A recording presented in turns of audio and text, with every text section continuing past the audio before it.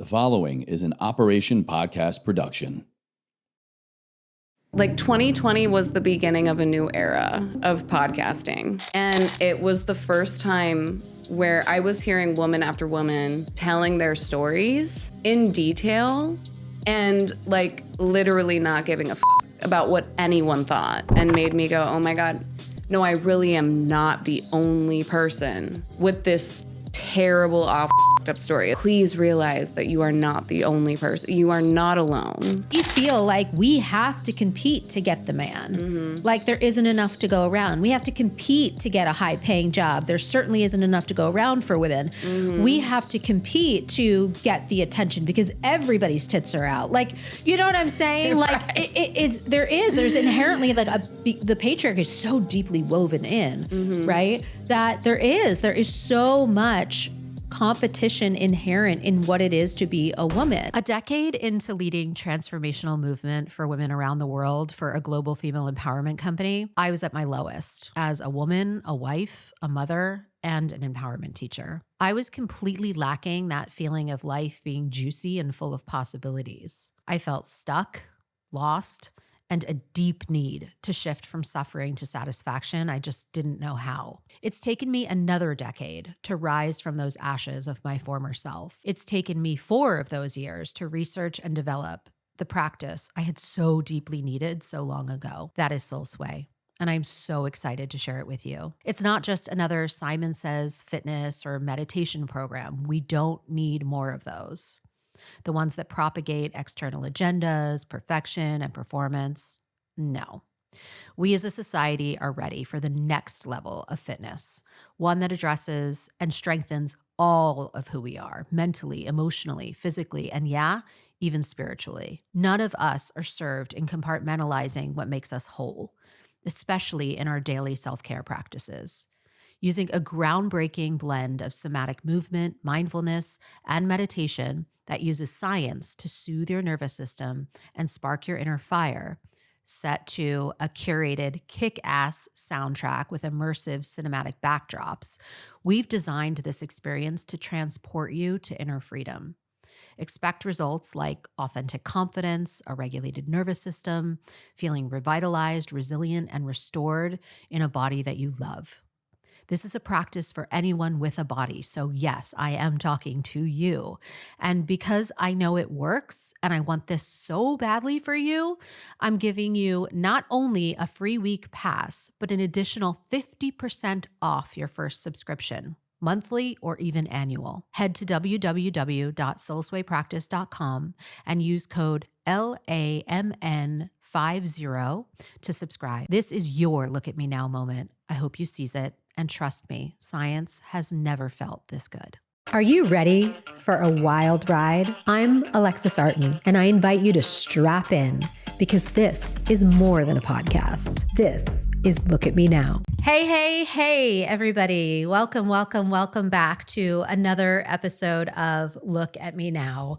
And fucking A, we're going to have a epic episode today because I have got Rachele Royale here from Mortez, which is this new band that I am #obsessed with, but that's for another conversation. Oh yeah, so you can take a nice little peek there. She's wearing the swag, people, and I'm gonna have to get my hands on some of that. Anyway, she is a recording artist. She is a producer. She is a dancer. She is a podcast host, a creatrix like no other. And, you know, Be Still My Beating Heart, also an advocate for women and mental health and all kinds of things. I mean, the list goes on, but I really just want to like get juicy with her. So welcome to the studio. Thank you. Thank you so much for being here. I literally saw her perform, like, full disclosure, I saw her and her significant other who are this Mortez like co-creation. Brett Daniels, shout out. And I was blown away. And I went and like just inserted myself into a conversation she was having while she was on break from performing and was like, I must know you. I must have you on my podcast. And it has come to fruition, and I'm just so grateful. Which I love, because I love it when women initiate and come up to other women and make it happen. Because I think even though it's 2025 and we've all made so much progress as a society, it's still so difficult to find women that are gung-ho about making it happen and making good things happen with other women. So, which is also why I love the event that I met you at. Oh, yes. Because there's so many women speaking. Yes, yes. We met at Harte Conscious Creators, Yes. which Dr. Samantha Hart was on the podcast prior, which is where I met her, and she invited me to speak at her event, and the event was really, really, really powerful, and that is where I got to see you perform. It was incredible. Yeah, I invited one of my friends, Sarah Halstead, and she's a comedian. And I was kind of worried because comedians, it's all about dark comedy. And I'm like, oh God, she's probably sitting there like jotting down notes like for new jokes. But I went up to her and her husband were floored. They were so impressed. They loved the event, and Sarah's going to speak next month because she loved it so much, which shocked me because even someone from the comedy world is sitting there getting inspired by people talking about sobriety, which they're not sober, but they were like, Right. fuck yeah. Well, I think that's something actually to speak to, because what I walked away from that event with that I think people who are listening can take with them is we are also talking about an emotional sobriety, not even necessarily the physical sobriety. And I think that, sobering up doesn't necessarily have to mean drying out from alcohol. Amen. You could sober up from all kinds of things. And I think that that's a concept that could be really valuable for people to recognize and to embody.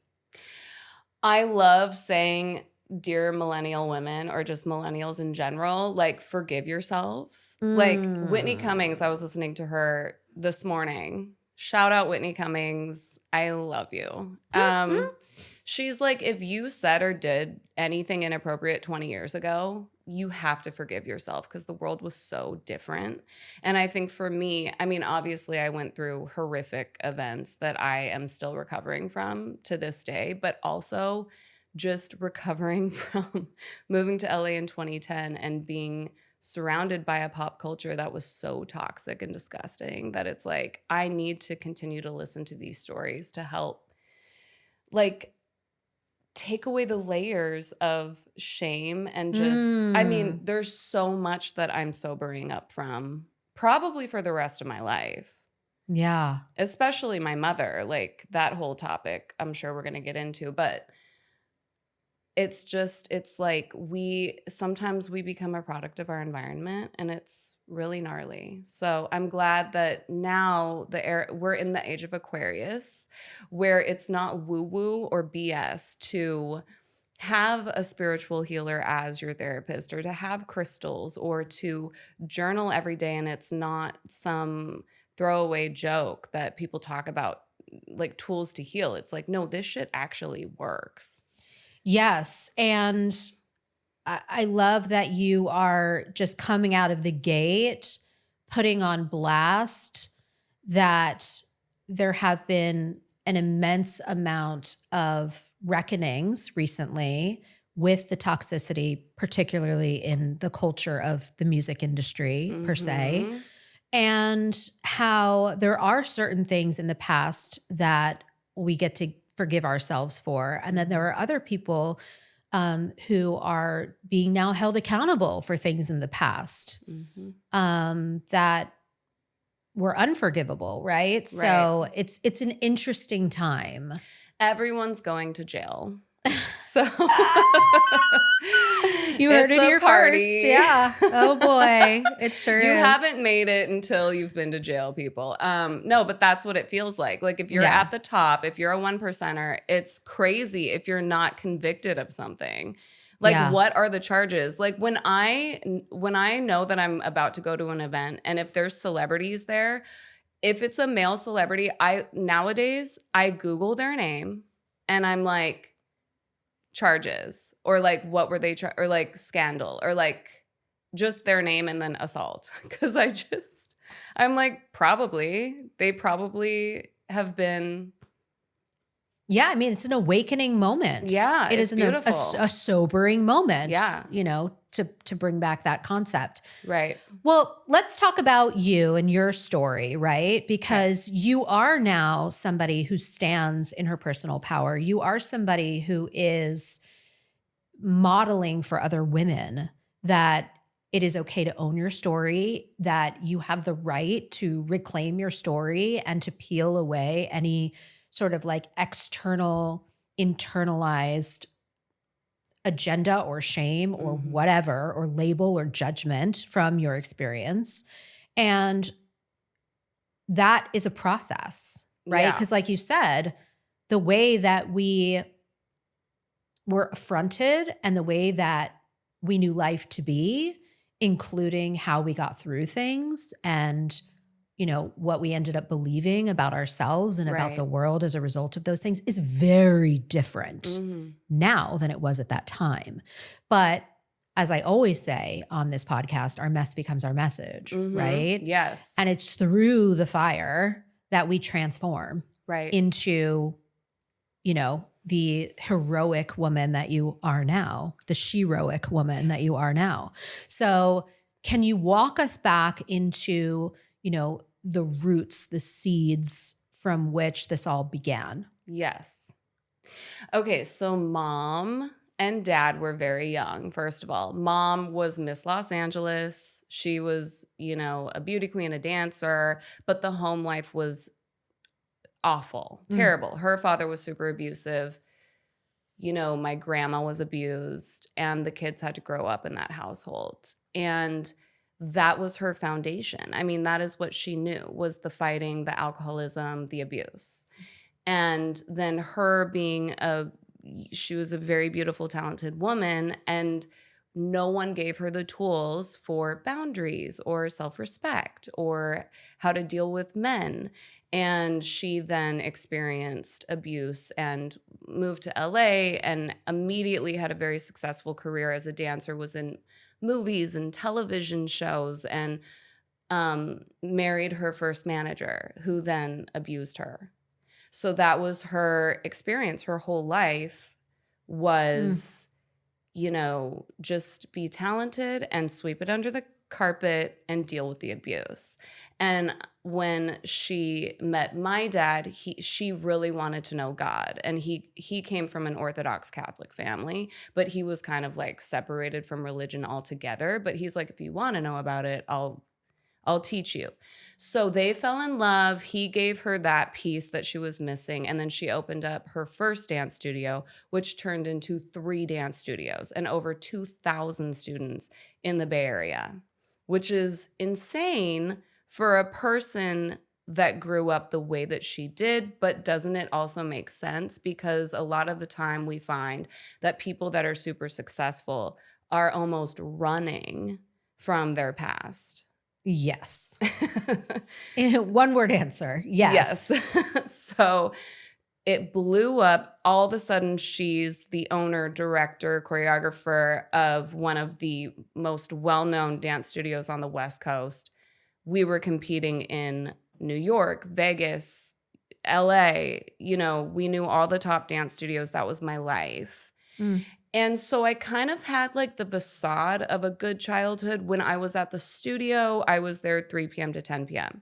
And I had the structure of being on a team, which is beautiful. And I think that it's such a blessing when kids do get to experience being on a team because it's life skills that you learn for the rest of your life. However, the home life was also not great.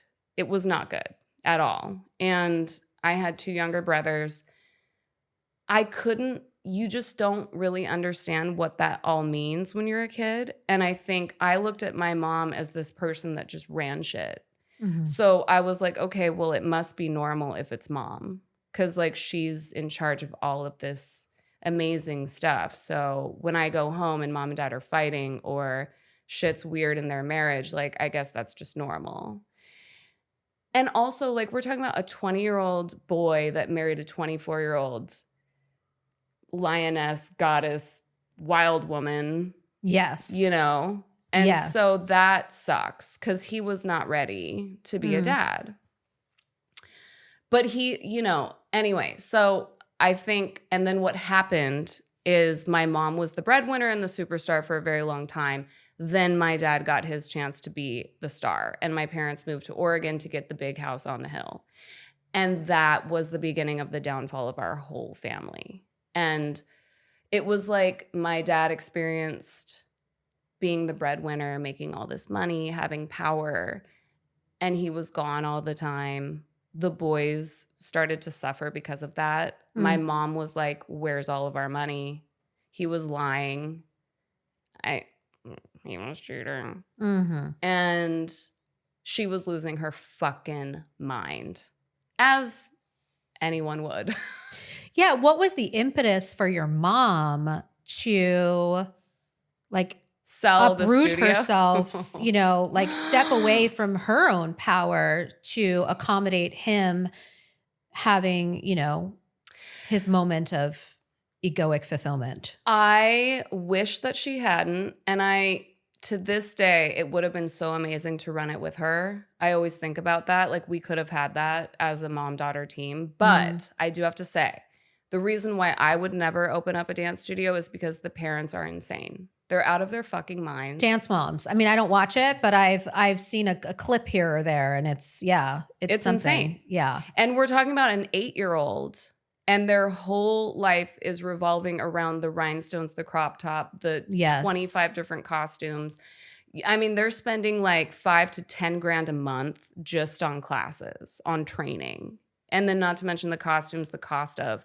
It's a really expensive, and the young kids, I think, I mean, that's a whole other topic, is like, what is it doing to your child when they're a highly competitive dancer?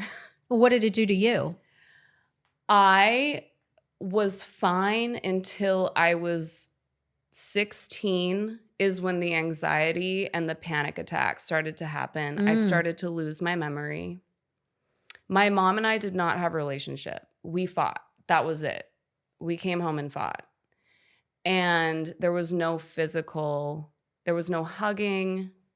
There was no talking about personal issues that I had at school or with boys. Like, if I didn't have a boyfriend, I was a lesbian. If I had a boyfriend, I was a slut. It was like there was no love. And I think all of that behavior was projection because she was so terrified of me reliving what she had lived through. And I know that now. No, I mean, and I mean, thank you therapy, right? Or thank you coaching, or thank you holistic healer, or whoever, you know, thank you self-help section. I mean, that we have the ability to realize in the end that they were doing their best. Yeah. Right? It was coming from how much they loved us and how much they felt out of control of being able to, you know, make sure that we were safe, make sure that we were successful, fill in the blank, right?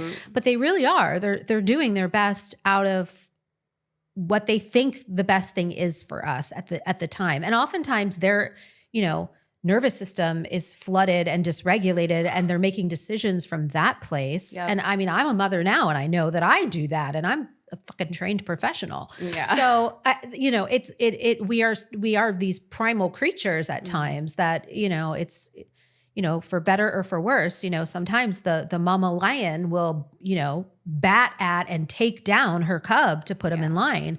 And it's, you know, par for the course. But when it gets to an extreme and it's completely off balance and imbalanced, where, you know, the majority of your experience is getting knocked down in order to protect you from something, you know, that they predict is coming your way, that's a recipe for panic attacks and anxiety and all of those things. What's beautiful now is we see all of these documentaries coming out of the woodwork, and it's like, I was a child actor, but I was never a celebrity. But to see the Nickelodeon documentary. Yeah. And how these kids are in their 30s and even 40s and realizing what the fuck actually was happening to them. I think that's such a huge moment, is when you realize, when you can really like analyze what it was that happened to you. And I think for a lot of dancers and even gymnasts, and when shit is over sexualized, and when you're like in an environment where you're expected to be perfect and sexy, Let's call it what it is, desirable, right? Like, yeah. Because desirable is what makes them marketable and consumable, Right. right? Like the desire a young girl has watching her heart throb on that, Nickelodeon show every Right. week or whatever is what's going to make that show successful, Mm-hmm. right? It's the viewership, and nobody's going to watch if they don't desire to watch. And Right. why do they desire to watch? Because Right. they have a relationship with said character that they find desirable. Right. And for me, with my mother, I was like, bro, you trained me to be this. Right. You did this. Right. And now you're yelling at me for it. Yes. And also, you sold our studios, and you still expect me to get on an airplane, fly back to the Bay Area, and compete with the best dancers. And I don't have that training anymore. I mean, there was so much that I was so angry at her for. At that point, I had started teaching when I was 14. I was a choreographer. I mean, that's what happens in the dance world. You're 30 by the time you're 14. Yeah. And you're put in a no-win situation, which is a recipe for anger. It is a recipe for anxiety, all of those things, right? When you say like, well, if I didn't have a boyfriend, then I was a lesbian. And if I did have a boyfriend, then I was a slut. It's sort of like, there's all of these. It reminds me of that. I mean, I refer to this a lot, actually, is that, America Ferrera's speech that honestly I could have written 20 years ago. Mm-hmm. Not angry at all about that. But, where it's like, I cannot win as a woman because if I'm not a sinner, I'm a saint. And if I'm not a saint, I'm a sinner. Mm-hmm. And I need to be a lady in the streets, but a freak in the sheets, but not too freaky in the sheets. And I need to be, not a woman and not too sexy when I'm at work, right? Because I need to be a boss lady, right? But then when I'm at home, it's like, don't bring that bossiness in here, right? And it's so complicated and it's so contradictory and it's so paradoxical, and it really does feel like you're operating between a rock and a hard place. Right. And where are you supposed to go with that when you are a child that is completely dependent on the person that is putting you between the rock and the hard place? Yeah. Which I want to talk about that after I finish this little chunk, because internalized misogyny is something that I have definitely been talking about on the pod and with other women and like all of that. So fast forward, my mother sent my youngest brother Jake to the Bay Area on purpose. She wrote all of us a letter, a note, and took her own life. And it was planned. She knew she was going to do it. And I got a phone call from a teacher, a dance teacher, Sonia, and it was like for some dance studio in Oregon, because she would teach at different studios or whatever. And so she called me, and I hadn't moved to LA yet. I was just still kind of looking for places, but I was in LA at the time. And she called me, and it was like 8 a.m. And she's like, so we have a rehearsal and your mom's not here. Like, have you heard from her? And I knew immediately. Like, it was this feeling. The day before, the house that I was in, a bird flew in and was flying around the roof and hit the wall and fell on the ground and died. And I was like, what the fuck? Because I'm definitely a witch, y'all. Love witches. I love magic. I love like just utilizing our power as women. Amen. But that bird, it was just, I knew. And then the next morning, boom, I get the phone call. And so, and then fast forward again. It was like, you can't. It's not real. I had to tell my brother Jake to not get on the airplane. He was getting ready to fly back to Oregon to be with his mother, and I couldn't tell him what it was because he's not okay already. Like, he was a mess. And, you know, I don't know. It's still so insane to me that that is what happened in our lives, that is what happened to our family. It's so bizarre because in the beginning, it was like mom, dad, Rochelle, Justin, Jake, and it was us for the whole time. And then just, it's all gone. In a moment. Yeah.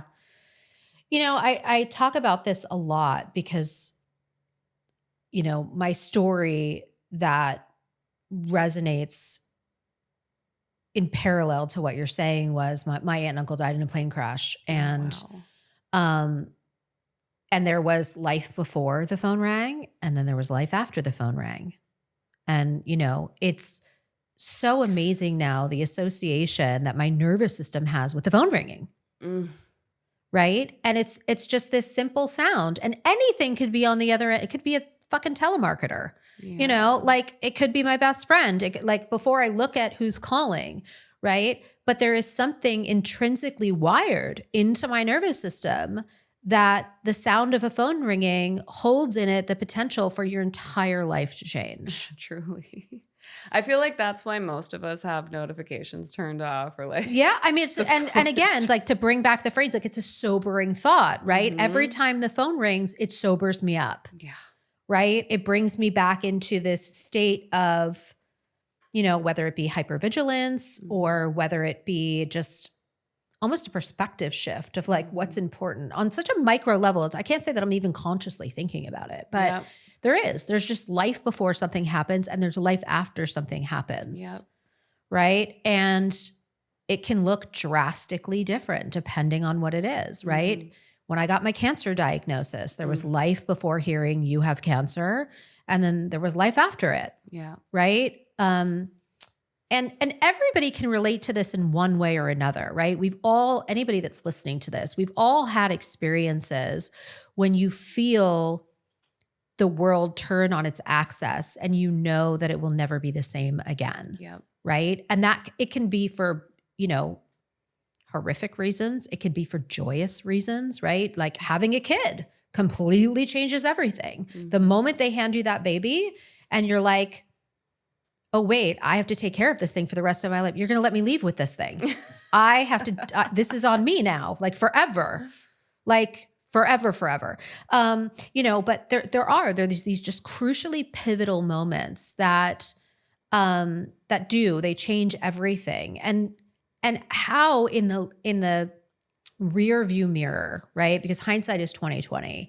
As you look at that experience and have come to where you are now, right? What would you say to somebody about how to, you know, again, nobody's perfect. We don't have all the answers, but in your experience, what would you say to somebody about how to manage or navigate the world turning like that? The best advice I got when it first happened was drink water, breathe, don't forget to eat food, like one day at a time. Like just make sure that you're okay on all the basic levels, because when you start thinking to yourself, how am I going to emotionally handle?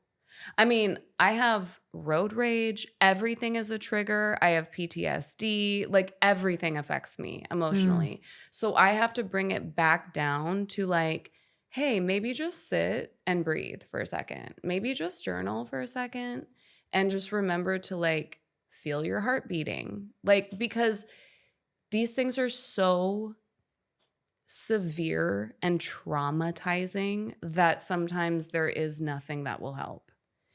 I'm really glad that you said that, because what you're circling is this idea of presencing yourself, right? And so often when we spin out and we future forecast and our fear just takes over, right? Fear loves to jump into the future and go, into the worst case scenario. And we do a dress rehearsal for, when all hell breaks loose, right? We go to the Right. worst possible place so that we know when and if that happens, we're in some way, shape, or form prepared for it, right? And then, when it isn't the worst case scenario, we feel relieved and resourced and equipped to deal with it as well, but even more so that it wasn't the worst case scenario. But I think there is something so important and valuable, and this is something that I practice with my coaching clients when they are spiraling, which is presencing. Yeah. And it is about like just this one breath, not even the next breath. Yeah. Right? Like we're not there yet. Right. Exactly. This breath right here. Right?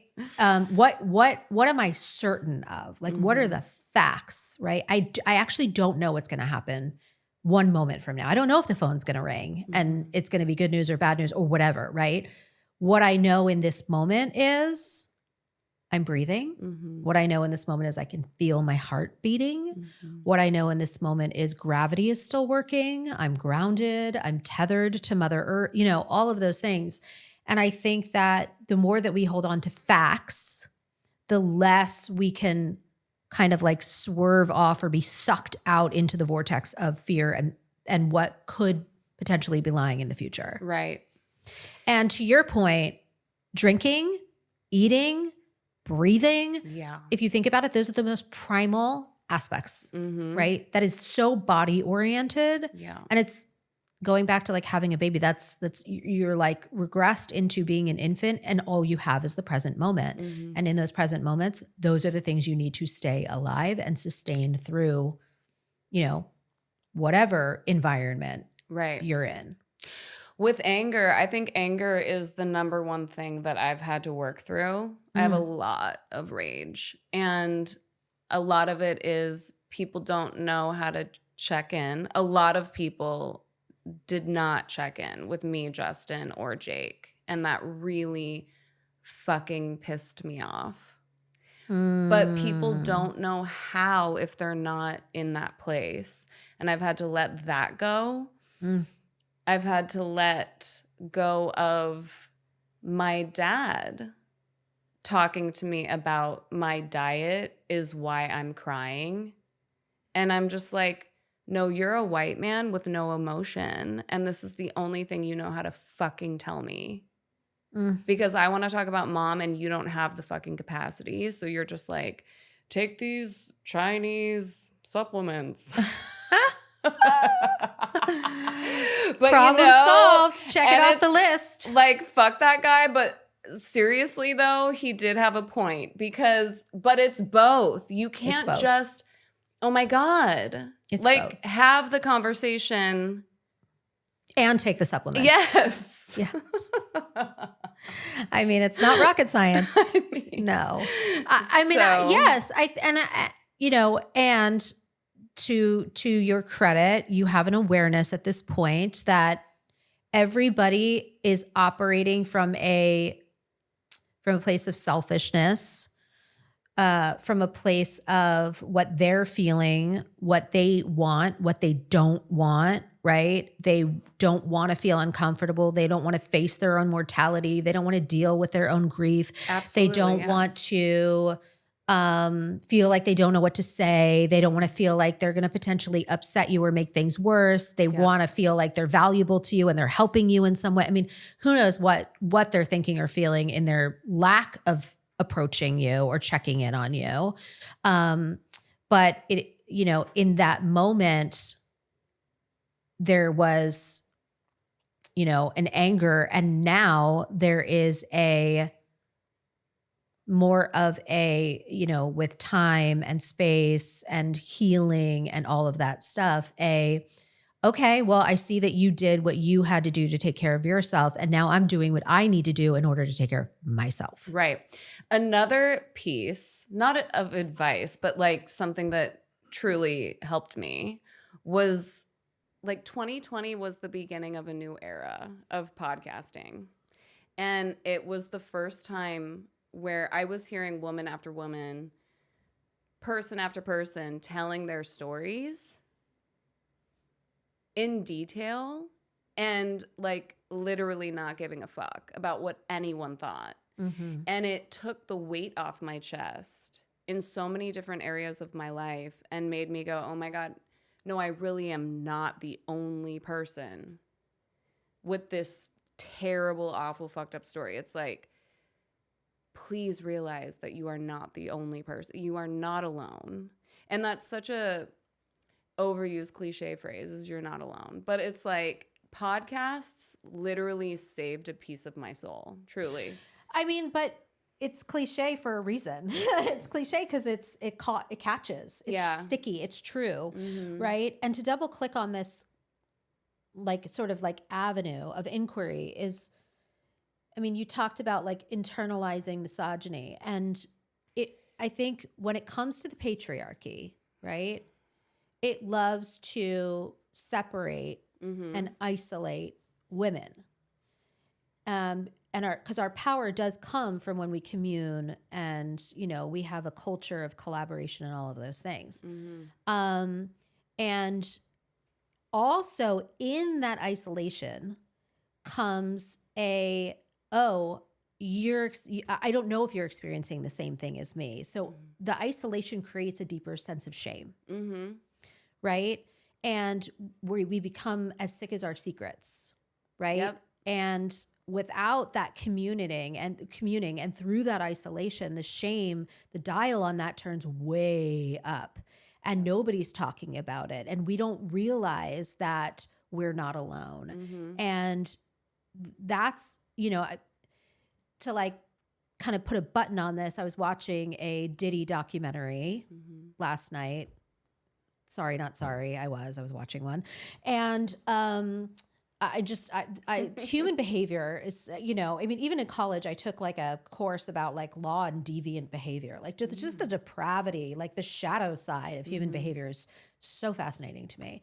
But anyway, I'm watching this documentary and I just hear woman after woman saying, well, this is why I didn't speak up. Well, this is why I didn't report it. Well, and not a new story, right? I mean, we've been hearing this ad nauseum, not just on Diddy documentaries, I'm that girl. but everywhere. I mean, I'm her, yeah. Right. And it is sort of this, magnifying glass onto exactly what we're talking about, which is we suffer in silence, we suffer alone, the shame increases, and it's sort of this societal expectation that is how we're going to show up, especially 20 years ago or whatever, right? Right. My mother, it brings me back to her. I mean, someone from the dance studio sent me an article the other day, and I'm just like, this isn't helpful, and I don't need you to do that for me, but like, I'm bringing it up, so I guess it was helpful. Sorry, Olivia. But it was just about how women in their 40s, or like when menopause starts, and like how the brain and the mind completely shift. And it's just the depression. I mean, it's worse than, it's like you feel like you're dying. You feel like it's the end of the world. And I have PMDD, which feels like that. So when I PMS, it is the end of the motherfucking world. Shout out to Brett. I love you. He's so good with me. But yeah, and they sent that article to me because of my mom. You know, it's like, please realize that your mom did this because of this, this, and this. And it's like, okay, thank you. I got it. Yes. Yes. But she did not have podcasts. She didn't have all these women speaking up. And then not to mention all of the women that were burned at the stake, and in my world, it was like the Britney and the Lindsay and the Paris and like all these bitches that were like in the limelight getting torn to shreds for being a slut. Yeah. And it's like, no, but thank you, ladies, for like sacrificing yourselves to pop culture, because now we're in a place where it's like, well, we're not going to slut shame.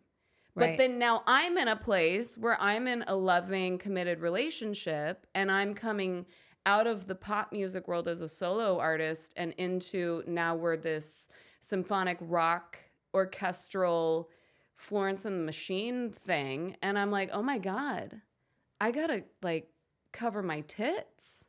Like I have to like, I can't dress like fucking Sabrina Carpenter. Yeah. Because the music is too beautiful. Right. to dress like that. And then I'm like, wait, holy fuck. Like I'm being so judgmental of like a person's outfit. But it's like, isn't it true? Like where do we draw the line with how we view ourselves and other women? Like it's so complex and complicated. It is. And at the same time, it's so simple when we take our power back and we say, I don't care what the expectation is of how I'm going to dress. Yep. Or how people are going to perceive my music, or how people are going to, you know, review my music video and my dancing or my vocals or whatever. Right. It is like, I am making art from my soul. And I am showing up as 100% I just like all of a sudden got a list. Percent authentic me. Yes. Like take it or leave it. Sorry, not sorry. You know, Right. If it's meant for you, it will find you. And if it's not, and move here's on. Here's the deal. Like, serve me a Julia Fox half naked outfit all day. Like, I'm here for it. Sure. I'm motherfucking here for all of it. Yes. And it's like each person is in their own lane. So, and then, but I used to teach pole dancing, so bring it on. I tell you now, like I'm all for women, you know, finding an inner voice that is unafraid to step unapologetically into all of themselves, including their sexuality, right? Without apology, without the need for permission, and without internalizing any shame. Yeah. However, yes, being in a relationship. Yes. Dial it in. And these LA hoes out here. I really just don't. I think it comes down to respect too. Because if you're going to walk into a room half naked with your tits out, you better not walk up to my boyfriend and start flirting with him. Like, it's respect. Be respectful. You know what I mean? And I actually think that starts with respecting yourself, not using your sexuality as a weapon. There's a very big difference between feeling empowered when you do have, you know, any part of your body showing, right? Feeling empowered in how and why you're doing that, and you're doing it for yourself. You're doing it because you trust yourself, you love yourself, you're proud of yourself, but you're not weaponizing it. Right. Right? It is not a tool for which you're going to have some sort of currency or energetic exchange out in the world. This is just, I own myself. I love myself. This isn't for, you know, the external gaze, right?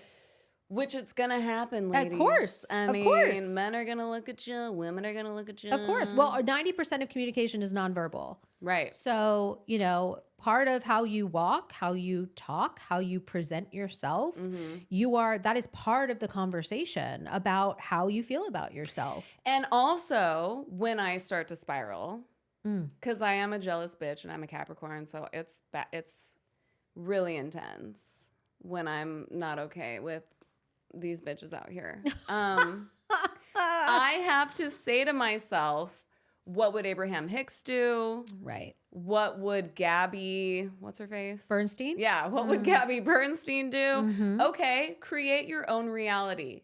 Remember, whatever you emit is what you get back.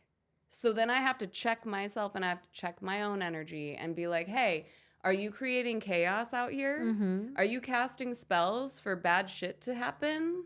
Right. Or are you just visualizing your highest bad bitch life? Right. And there's also the fact that you're in a relationship with someone that you trust. So no matter who or what is presenting themselves to him, that you don't have to have any worries or concerns about it, to the point where you can actually, you know, look at this, you know, woman or girl that is, you know, doing her best in the world and say, you know what, you're a child of God. I love you. Like, bless you for trying. bless your heart for trying. For He sure. is. He's fantastic. I get why you would want to be with him. I love him to death. Oh my God, he's the sweetest. Right? So Like, most it's like you precious can't angel. blame them, and No. and you know they're gonna eventually have to move on because he's not gonna reciprocate. And I only bring this up because it's something that we as women need to work on. Absolutely. Well, I think it's also the respect amongst women, the community and the communion of women as in being in partnership rather than in competition and comparison, right? Absolutely. And again, that's internalized misogyny, right? Right. And it's so deep-rooted. Yes. I mean, we feel like we have to compete to get the man. Like there isn't enough to go around. We have to compete to get a high paying job. There certainly isn't enough to go around for women. We have to compete to get the attention because everybody's tits are out. Like, you know what I'm saying? Like there's inherently like the patriarchy is so deeply woven in, right? That there is so much competition inherent in what it is to be a woman. Like, God forbid your man is looking at another woman. It's like you immediately get this sense of competitiveness, right? Or I'm not enough, or, you know, whatever, versus he's an animal. He's looking at another animal. He caught a whiff of a scent. He's like, what is that? Right? And then he's like, oh, okay, back home, right? Versus making it this, now I have another reason to hate other women. Now I have another reason to really be on guard with other women.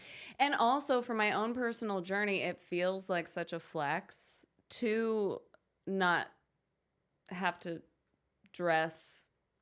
Yes. Well, I mean, I know I'm wearing a corset. Like, I know this outfit is sexy, but I covered my boobs, and I'm like, this is a flex for me. Like, It's a flex. I don't need to show my boobs on stage too, because the music speaks for itself. I mean, I'm even covering my face with a veil because I'm just like, no, it's not about this. It's not about this. It's about the music. Yeah, it reminds me of Sia with like her big wig. Yeah. Where she's like, it's about the music, Right. y'all. It's amazing. And I'm like, it doesn't matter what other women are doing, girl, because this is what you're doing. That's back to the centrifugal force of all of this. Back to the main message. Yeah.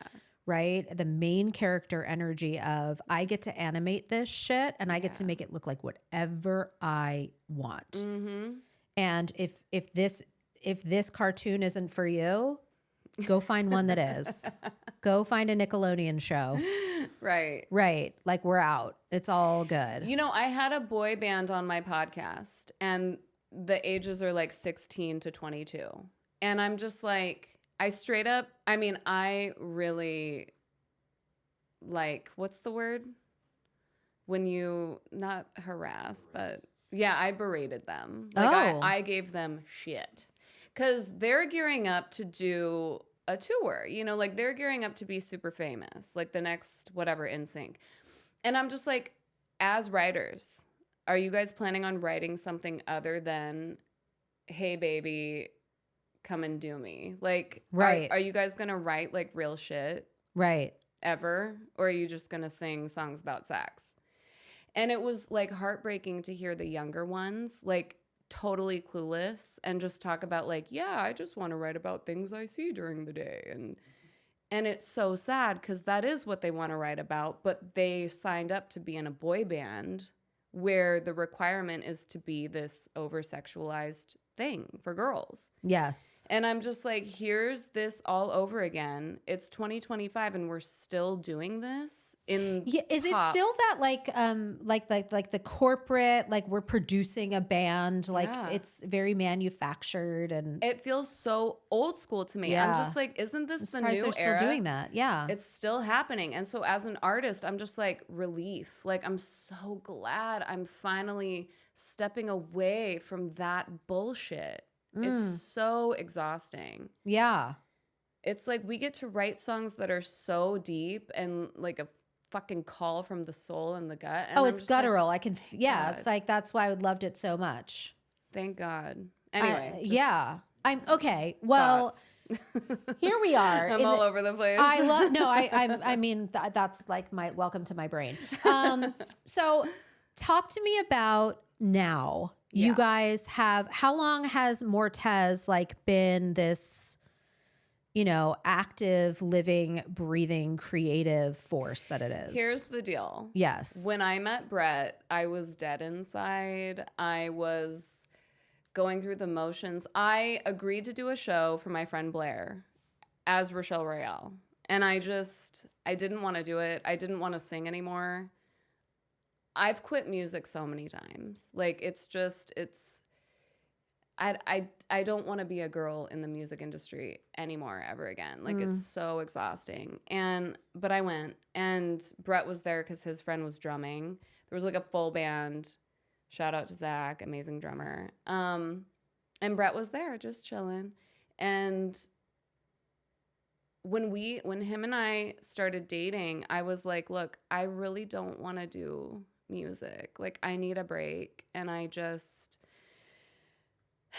want to feel loved and be in love with you. And he was like, obviously, he's like, yeah, whatever you need, it's fine. And so naturally, I don't know how long it was before we started working on stuff, but we would talk. We would go outside and we would have these long talks. He loves to chat, which is perfect because I need that. And we would talk just about stuff and then music. And then we would start to write. And in the beginning, 10-minute warning. In the beginning, I was like, back to the drawing board. And then I was thinking like pop. And then I'm like, well, maybe let's be more real. Like, let's get into, here's a playlist. And it's like a dark, witchy playlist, And when I finally showed him that playlist, he was like, wait a minute, like record scratch, like breaks. He's like, this is the shit that you love? He's like, I specialize in this sound. Like, I can produce this all day, motherfucking long. Because his dream is to have a full orchestra. Like, Awesome. He is like fucking Mozart on the piano. Like, he's a composer. He's supposed to be doing big fucking films. Like, that is his destiny. Yeah. So I start playing him all of these like orchestral dark pop, like, and shout out to all of my old school amazing singers, Imogene Heap, Tori Amos, who else? Fiona Apple. All the dancers know. We all know. These are badass bitches. Yeah. I play him Tori Amos and he's like, ting, like the light bulb goes off. And we start working on the first song, and it was just like this moment from God. It was like God was like, Rochelle, here is your chance to start over. Oh my God. The dramatic tone is necessary. And we didn't have a name or anything. We were just doing music, and the first song came out, and I met his family, and, they heard it and they were like, what the fuck? Yes. And we were like, oh shit, maybe this is like something. A thing. And then Samantha was like, do you want to perform? And I'm like, wait a minute. I'm doing a new thing with him. Do you think we can perform? So then it was like, hurry up and like get the name, and we're a band. Yes. So how did you land on this name? Brett. So, okay, we kind of like connect with Morticia and Gomez, like the Addams family, like, because my God, it's a marriage of Morticia and Gomez. Yeah. The Addams family. Go. Because he's always kissing me, and we're always like just Googling over each other and doing music. And so I'm like, that's us, baby. That is you. Oh my God. Okay, I'm even more in love with the name now that I understand. But the live show, like, I want a full-blown runway show. I want dancers. I want a 360 stage for the piano. Like, dry ice, like full orchestra, like a choir. Yes, it's all like, necessary. And when you walk in, it's like the haunted fucking mansion in the lobby. Like, the fans, I want it to be a full immersive experience, like a fortune teller, like crystal ball shit. Like, just a whole story. Let's go. Yeah, a whole experience. Yes, your microphone has to be encrusted in like stones and gems and things, like crystals. Exactly. Ugh, I'm here for it. So, but I didn't want any of that. I really didn't. And then now it doesn't feel awful. And But you want it from a different place. And I think that Yeah. that's everything, right? It's the why, yeah. right? And when the why is big enough, the how shows up, right? But it's Absolutely. got to be the why that's truly aligned with your purpose. And I feel like that in that moment when you went, oh, this is it. Yeah. That was it, right? Yeah. And so what's really great is we've shown up at this moment of we've looked at the past, we're really clear on the present. We just sort of we knocked on the door of the future, opened the door, what is on the horizon? Like what is the future forecast for real when you look at the timeline that is ahead of you? I What's your think, vision? okay, number one, safety is like my main focus. I need to feel safe for the rest of my motherfucking life because I can't Yeah. anymore. Amen. Too many crazy things have happened, and I'm like, I just need to feel safe. Yes. And I feel like my podcast is my little baby that I can have for the rest of my life and bring the girlies on or bring Yeah. whoever on Yeah. that wants to share their shit. And like, that's home for me. Mm-hmm. And then Mortez is like world tour. Backstage Which is pass. not safe. I want my backstage pass. Which is not safe. And I'm just like, Brett, like we have to be ready Yeah. for that type of responsibility.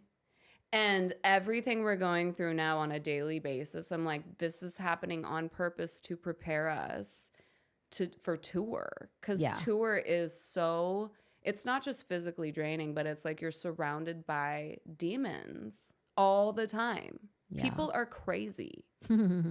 But I want to visualize a beautiful experience. And I think that it is possible to have a beautiful and safe experience in the music industry if you really have a solid team and you have people that you love surrounding you. And if you have done the work. That right there is the tagline for the show, right? If you do the work. Yeah. If you do the work. And the work doesn't have to hurt. I really want to like put an emphasis on that because so many people hear, oh, the work, right? Even just the word work. It's like dreaded, the work. And it's like healing doesn't have to hurt. It really doesn't. It should actually feel healing. It should feel nourishing. It should feel nurturing. It should feel good. I hate the word should. I'm shoulding too much there. But you know, really, I really want to put it out there that is not only possible, but perhaps the way. Okay. Final question. We ask this of all of our guests on this show.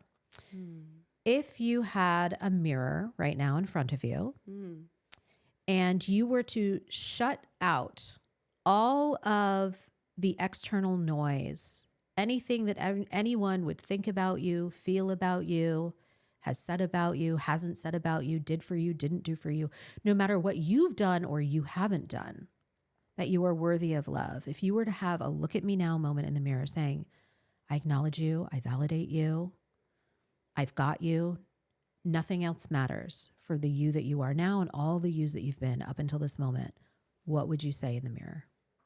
God. I feel like I'm running for like Miss America. Talk to the little girl that survived all that shit. Right. You know, the one who made you the badass that you are sitting there, but also the tender heart that has softened underneath love and that has been able to revive over and over and over again, be resilient enough over and over and over again to come back to her truth, to get up on her fucking feet. What do you have to say to her? I would say you are loved. You are so loved beyond measure. Forgive yourself. Forgive your mother. Embrace your gifts. Your gifts are not your enemies. They are there to help you and guide you to your highest purpose. Yeah, just to embrace and let go. Your gifts are not your enemies. That needs to be a bumper sticker. It's so hard. It's so hard because dance It's and so singing hard. is like, ugh. It's so hard, especially when you're like, I'm put on this planet to do this. Mm-hmm. And finding yourself over and over again being like, I have to remove myself from this, and then coming back to it. It's like the push and the pull of the tides, you know, which today is, I mean, I don't know when this is going to air, but today is actually a Lunar New Year. And, you know, everybody's like setting intentions and doing all of these things. But I actually, I saw a friend of mine who's, you know, this very, you know, a sage human being. And he said, you know, of all my spiritual teachers, the lesson I always get from them is don't set intentions, let go, and let the universe do its divine work, right? Amen. And meet it in the middle. So to the letting go, right? It's not easy. No. It's not easy, but when you do, like, even if you think about like when you tense your body, and then you let go, it is, You can get all the way into that center split, y'all. Trust. yeah. And it is the most divine feeling of just, you know, letting every muscle go from totally tense to totally relaxed. You can feel that sensation in your body. Imagine if you could feel that in your life. Let's go. And so it is. Let's go and let go. Yes. That's a wrap, people, for Look at Me Now. But before we sign off, I want to make sure that everybody can be part of your world. Where can they find you? Oh my God, you guys. In the House of Royale. Ooh, hey. Join me on Patreon. Join the family, you guys. And if you want to be a guest, DM me. And then your new playlist is Mortez. It's already on my playlist. I already put it on my playlist. I am here for it. I am so here for it. An Instagram handle, website. Rochelle Royale Music for Instagram. The House of Royale, THEE, House of Royale, HAUS, not HOUSE, HAUS, House. House. Yeah. And then Mortez Music. Amazing. I thank you so much. Thank you. For being here, for being you, for just bringing all of your color and all of your radiance, and all of your truth and all of your power. I want to take a class from you. You're going to have to. Yes, we're going to get her in the Soul Sway vibes. Can't wait. Okay, I love every single one of you who is tuning into this. Thanks for sticking with us. It is so deeply appreciated. I don't think I say it enough. I love you all. And we will see you next time. Bye, y'all. Join us for Look at Me Now, wherever you listen to podcasts. And be sure to share, like, and subscribe.